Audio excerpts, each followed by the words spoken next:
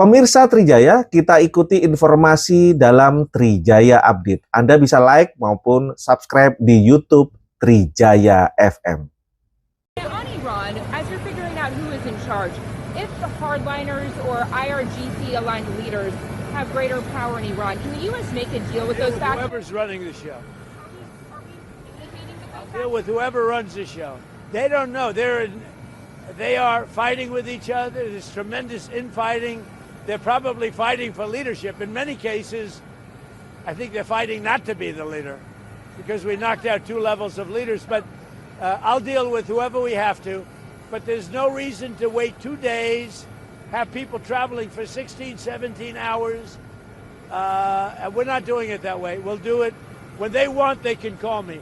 We have all the cards. We've won everything. We have all the cards. Yesterday you said to Reuters that we're dealing with who is in charge now. What changed from yesterday to today? Nothing. It's just that they gave us a paper that should have been better.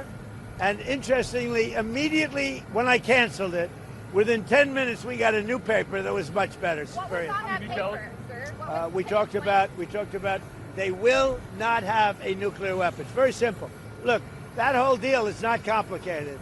Iran cannot have a nuclear weapon. It's very simple. We want to beat China at the industry. We're leading with crypto. We're leading with AI.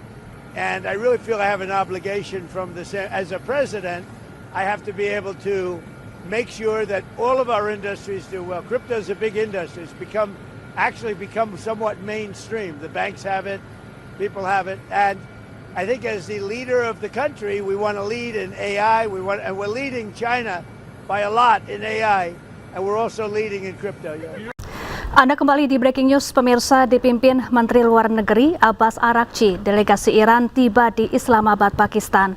Namun tak disebutkan kedatangan delegasi Iran apakah untuk perundingan damai dengan Amerika Serikat.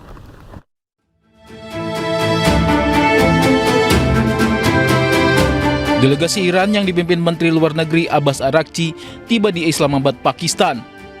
Rombongan disambut Menteri Luar Negeri Pakistan Ishaq Dar dan Kepala Angkatan Bersenjata Marshal Asim Munir.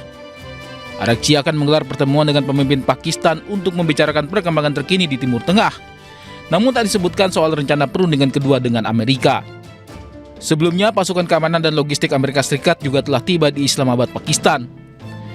Delegasi Amerika Serikat akan diwakili utusan khusus Steve Witkoff dan menantu Presiden AS Jared Kushner. Sementara itu, pengamanan ketat diberlakukan di Islamabad, Pakistan jelang perundingan damai kedua antara Iran dengan Amerika Serikat. Puluhan ribu petugas keamanan gabungan bersiaga di sejumlah titik penting, termasuk hotel tempat para delegasi menginap.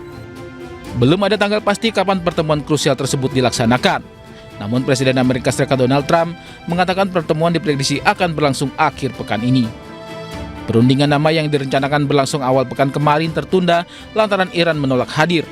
Menurut Iran, tuntutan Amerika untuk akhiri perang tidaklah realistis. Ya pemirsa, untuk mengetahui lebih dalam mengenai upaya perdamaian antara Amerika Serikat dengan Iran, kita telah terhubung dengan pengamat politik Timur Tengah, ada Pak Nasir Tamara. Selamat siang Pak Nasir, apa kabar? Selamat siang Bu, kabar baik, terima kasih, apa kabar? Kabar baik juga. Pak Nasir, ini delegasi Iran tiba di Islamabad, Pakistan. Apakah mereka akan benar-benar segera berunding dengan Amerika Serikat? Jika ya, apa yang membuat Iran ini mau akhirnya ke meja perundingan, sementara sebelumnya Iran menyatakan tidak mau datang? Kemlu Iran mengatakan bahwa mereka tidak akan mau bertemu dengan delegasi Amerika Serikat. Jadi nanti dalam pertemuan itu adalah Pakistan dengan delegasi Iran, kemudian Pakistan akan disampaikan oleh Iran apa-apa yang mereka hendaki. Nah, lalu delegasi Pakistan sebagai penengah akan menemui Amerika Serikat menyampaikan apa yang dikehendaki oleh Iran. Dan kemudian mereka juga akan mendengar apa jawaban Amerika Serikat. Posisi Iran pada saat ini adalah mereka tidak mau berunding selama blokade di Selat Hormuz itu belum dicabut dan selama ada tekanan-tekanan. Jadi mereka menggunakan pihak ketiga, dalam hal ini perunding dari Pakistan. Kelihatannya yang sangat ingin supaya gencatan senjata ini menjadi perdamaian adalah pihak Pakistan, karena mereka sudah mempertaruhkan semua jalan setelah ditempuh agar ini menjadi kenyataan. Namun Iran merasa bahwa mereka tidak bisa percaya pada Amerika Serikat, karena kalau Jenderal Amir yang dari dari Pakistan yang jadi perunding mengatakan bahwa semua oke, tidak akan lagi ada gempuran dari Amerika Serikat, namun bisa saja Trump mengubahnya karena tidak ada seorang pun yang bisa menebak apa yang ada di kepala Presiden Amerika Serikat. Ini risiko yang diambil oleh Pakistan. Seandainya Iran diserang oleh Amerika Serikat pada waktu perundingan sedang berlangsung, Pakistan pasti akan kehilangan mukanya dan kehilangan kredibilitasnya, dan ini bisa saja terjadi. Karena itu kedatangan Menteri Luar Negeri Abbas ke Pakistan itu disebut dengan perjalanan ketiga negara, perjalanan ke Muscat, Oman, Turki, dan Rusia, dan Pakistan juga.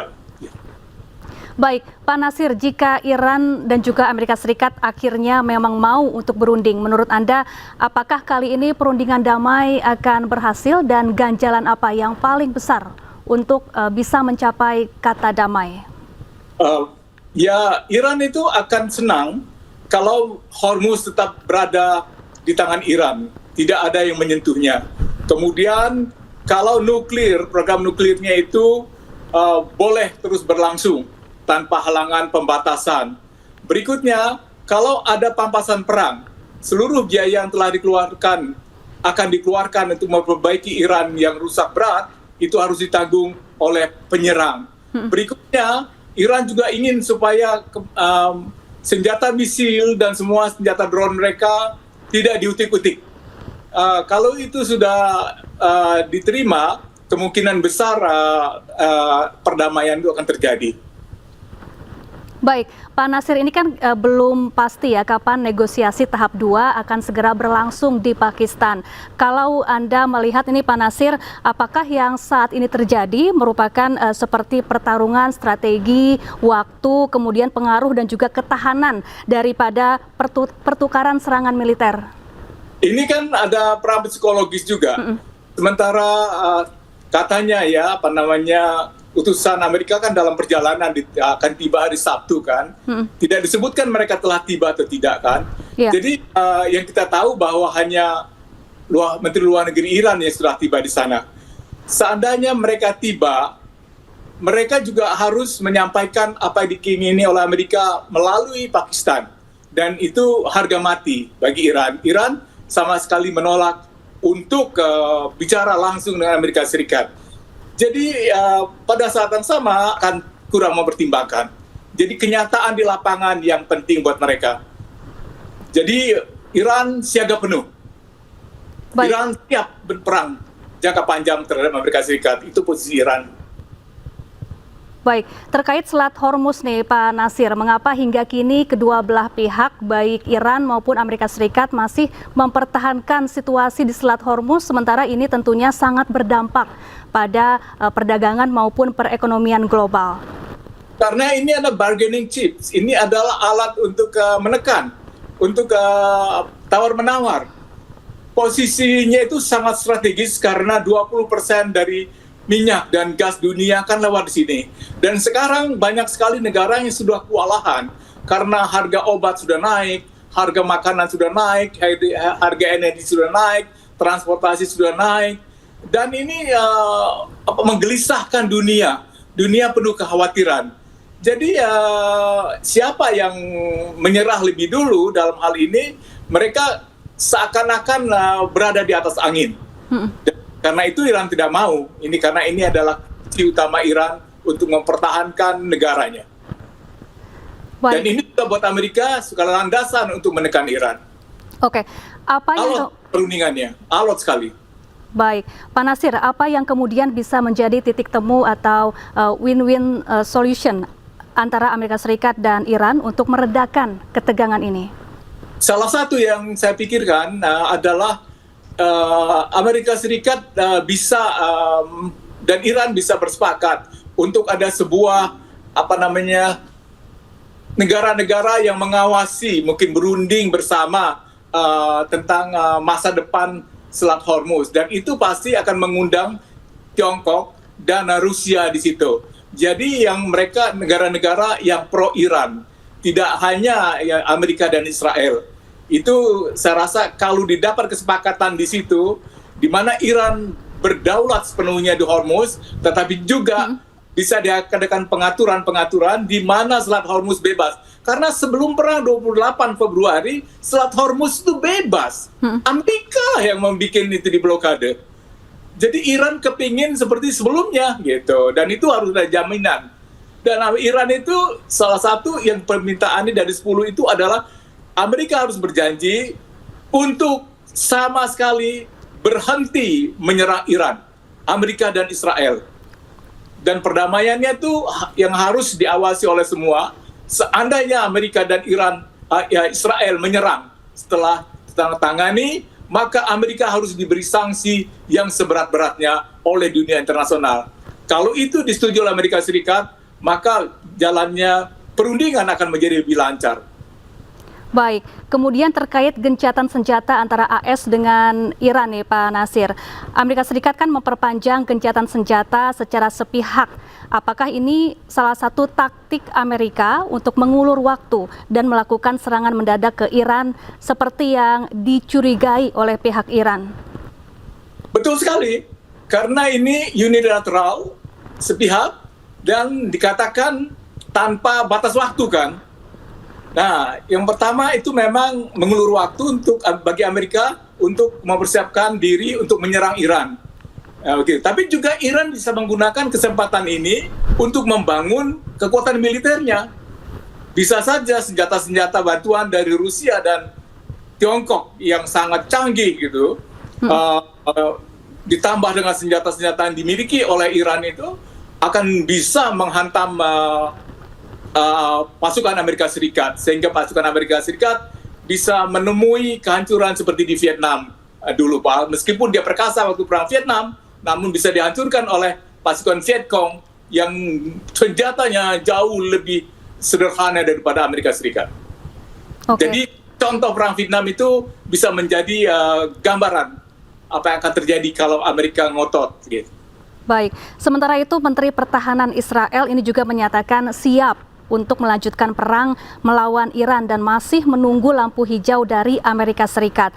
Bagaimana Anda melihat eskalasi konflik ini ke depannya, Pak Nasir? Apakah Israel mempunyai kemampuan untuk perang lagi? Dia kan sudah kalah luntuk ya. Sudah sulit sekali. Pasukan negara itu cuma 10 juta orang penduduknya. Tentaranya sedikit. Dan mereka itu overstretched. Mereka digunakan untuk menyerang Iran, menyerang Lebanon, menyerang Gaza, sehingga banyak sekali kewalahan, sedangkan mereka mengalami kesulitan untuk mencari sukarelawan yang mau perang. Moralnya sudah jatuh, tapi mereka masih galak, menggertak. Tapi kan sudah ketahuan gertaknya itu oleh Iran, dijawab dengan misil dan drone Iran, membuat Israel rusak berat, sehingga meminta banyak penghentian permusuhan lah gitu dengan cara tidak langsung. Mungkin Israel ada di pihak yang meminta supaya ada gencatan senjata dan juga kepada semuanya agar terjadi perdamaian, karena saya rasa secara ekonomi Amerika tidak akan bisa membantu lagi karena Amerika mengeluarkan $1 miliar biayanya. Kalau dia harus membantu Israel lagi, wah, rakyat Amerika sekarang ini sangat tidak suka dengan Trump karena hanya 30% dari survei mengatakan mendukung Trump. Jadi kemungkinan kenaikan dana militer, budget militer yang dikehendaki oleh Trump tidak akan disetujui oleh Kongres dan Senat gitu. Baik, selanjutnya Pak Nasir, ini terkait ada wacana sejumlah negara Teluk akan membuat aliansi militer seperti NATO sebagai respons menyikapi situasi di Timur Tengah. Apakah ini benar-benar dibutuhkan dan apa yang bisa dilakukan dari kehadiran organisasi tersebut jika betul-betul eksis nantinya?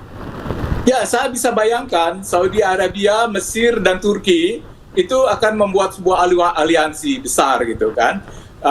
Sementara Iran juga kan masih mempunyai poros perlawanan dengan Lebanon, Palestina, lalu Irak, Yaman, dan juga Syria ya. Jadi nanti ada 2 aliansi, dan aliansi seandainya terjadi antara Mesir, Turki, ini kan dan Saudi Arabia, ini akan merupakan kekuatan. Jadi Israel akan terkepung oleh negara-negara yang beraliansi, dan itu merupakan sebuah peta baru dari geopolitik dan geomiliter di Timur Tengah yang akan menentukan masa depan. Kemudian apa dampaknya bagi negara-negara Teluk tersebut, Pak Nasir? Artinya negara-negara GCC seperti Qatar, Bahrain, yang United Arab Emirates, semua sudah menjadi tidak relevan lagi. Mereka akan diabaikan. Berarti Amerika tidak bisa mempunyai pangkalan lagi di situ. Dan memang sekarang mereka kesulitan untuk membangun kembali. Bahkan Uni Arab Emirates kan minta bantuan Amerika untuk di bailout karena kerusakannya sudah sangat parah gitu. Jadi memang yang akan jadi korban besar itu adalah negara-negara Teluk yang bergabung di dalam GCC. Halo? Baik, terima kasih Pak Nasir Tamara, pengamat politik Timur Tengah, telah bergabung bersama kami di Breaking News. Selamat beraktivitas kembali dan salam sehat.